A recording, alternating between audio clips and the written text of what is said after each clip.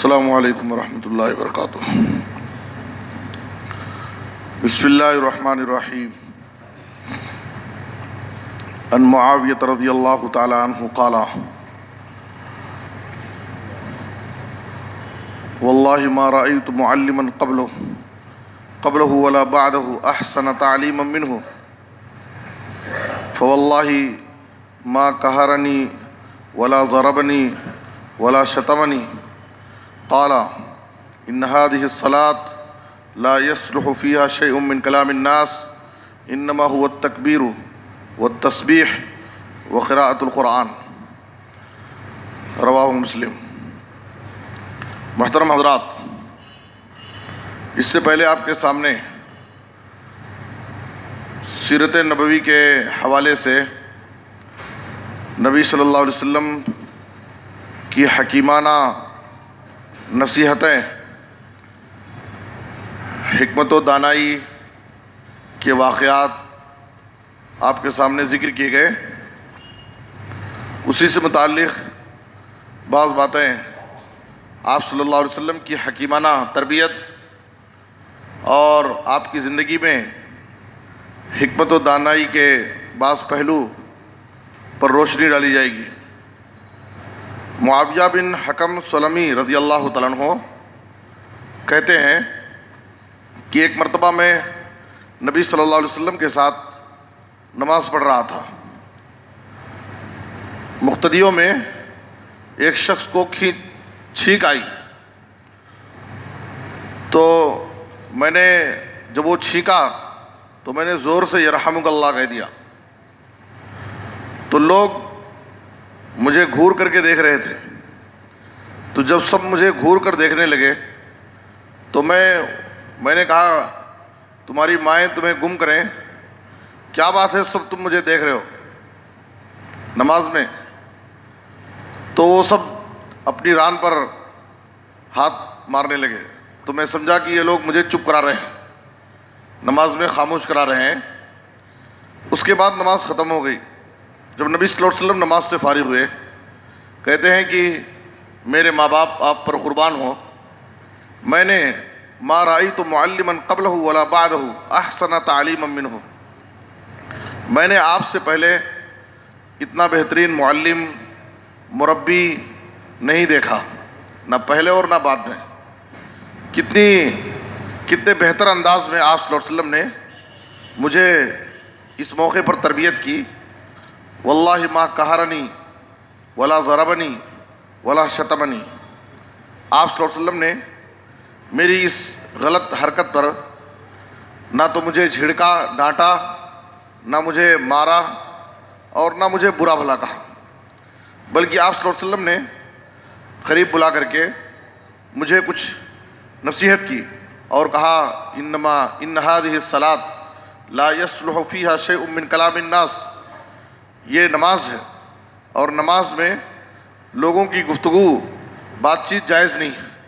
انما هو التسبیح والتکبیر وقراءۃ القرآن، نماز میں تو تسبیح، اللہ کی تسبیح، اللہ کی تکبیر بیان کرنا ہے اور قرآن مجید کی قراءت کرنا ہے۔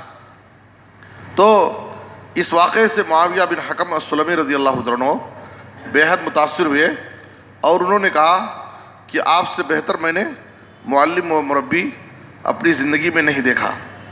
ایسے بہت سارے واقعات ہمارے سامنے پیش آتے ہیں، اور اگر تھوڑی سی کسی کی طرف سے کوئی غلطی ہو گئی تو سب لوگ اس پر ٹوٹ پڑتے ہیں، تو جس کی وجہ سے بسا اوقات ہماری غلط اس کی حرکت کا پھر غلط بغیر حکمت کے اس کا جواب دینے کی وجہ سے مزید اس کو نفرت اس کے دل میں پیدا ہو جاتی ہے۔ تو اس لیے ایسے واقعات جب ہمارے سامنے پیش آئے تو حکمت و دانائی سے ہم کام لیں اور اس کی اس گستاخی، اس کی اس غلط حرکت کا غلط انداز سے جواب نہ دیں، بلکہ وہاں پر تربیت کی ضرورت ہوتی ہے، اور وہ بھی تربیت کیسی؟ حکمت و دانائی کی تربیت۔ معاویہ بن حکم سلمی رضی اللہ عنہ کہتے ہیں آگے کہ جب میں اسلام لایا تو میرے پاس ایک لوڈی تھی جو میری بکریاں چراتی تھی۔ ایک دن میری لوڈی بکریاں چرانے کے لیے گئی تو ایک بھیڑیا آیا اور بکریوں میں سے ایک بکری اٹھا لے گیا.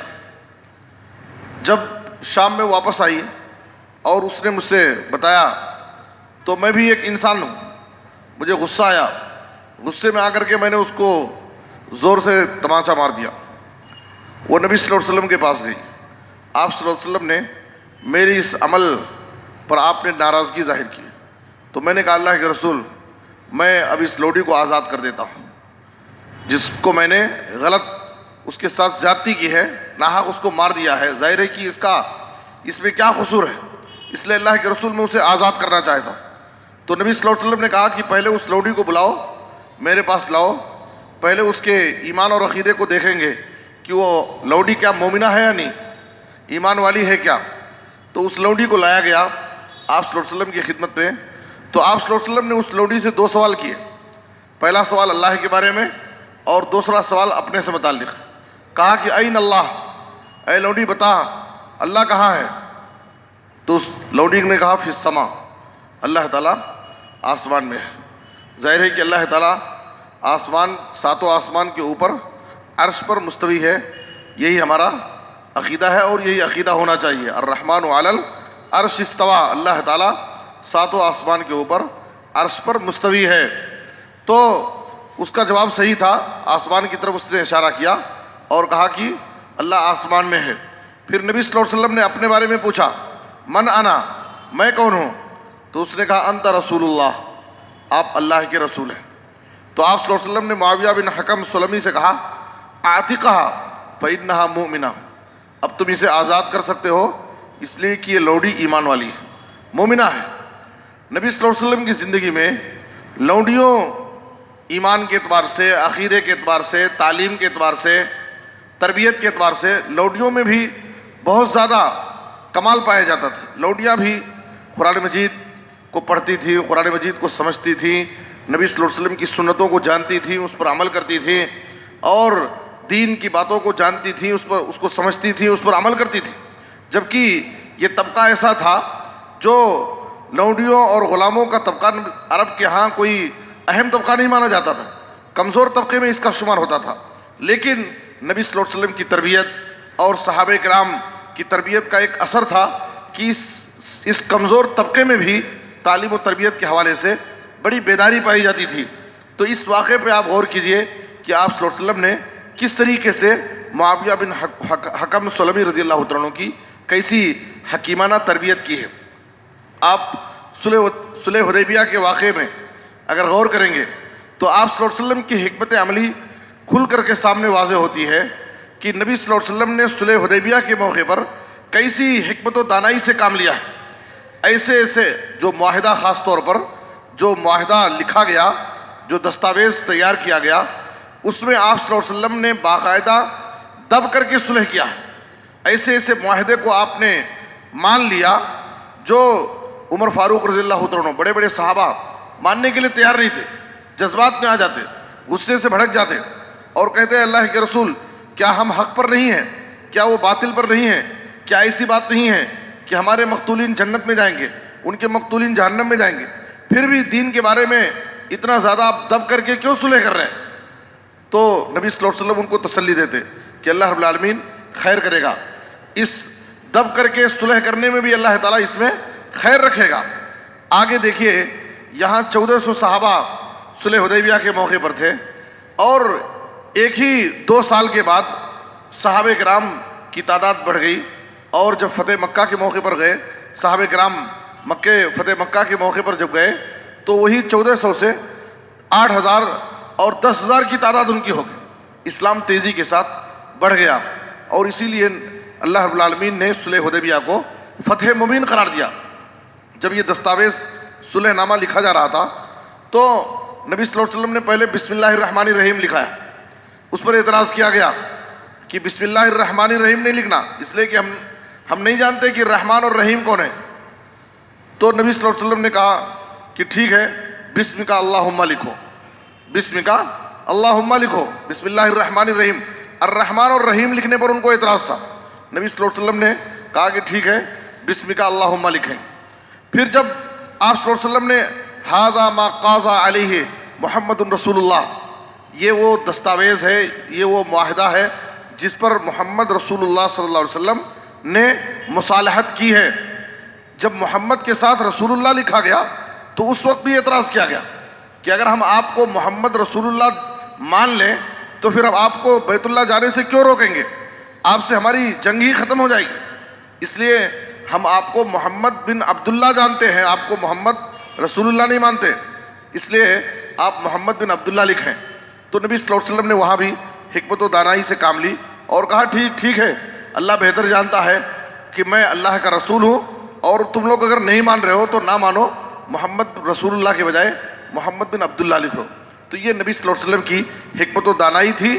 وقتی طور پر آپ صلی اللہ علیہ وسلم نے حکمت سے کام لی، لیکن آگے چل کر کے اس کے اچھے اثرات مرتب ہوئے اور لوگ اسلام میں جوق در جوق کثیر تعداد میں لوگ اسلام میں داخل ہونے لگے۔ تو اس لیے ہمیں چاہیے کہ ہماری زندگی میں حکمت و دانائی کی بڑی اہمیت ہے۔ ایسے واقعات جب ہمارے سامنے پیش آئے تو ہم جوش میں جذبات میں آ کر مشتعل ہو کر کے فیصلے نہ کریں، بلکہ حکمت و دانائی سے کام لیں، اس لیے کہ حکمت و دانائی سے جو فیصلے ہوتے ہیں اور حکمت و دانائی سے جو کام ہوتے ہیں اس میں اللہ رب العالمین کی طرف سے خیر ہوتا ہے، برکتیں ہوتی ہیں، بعد میں ندامت اور شرمندگی سے ہم بچ جاتے ہیں۔ اللہ سے دعا ہے کہ اللہ تعالیٰ ہمیں نبی صلی اللہ علیہ وسلم کی سیرت طیبہ کو سمجھنے اور آپ صلی اللہ علیہ وسلم کی سیرت کے مطابق اپنی زندگی کو گزارنے کی توفیق عطا فرمائے۔ آمین، تقبل یا رب العالمین، وصلی اللہ علی نبینا محمد و آلہ وصحبہ اجمعین۔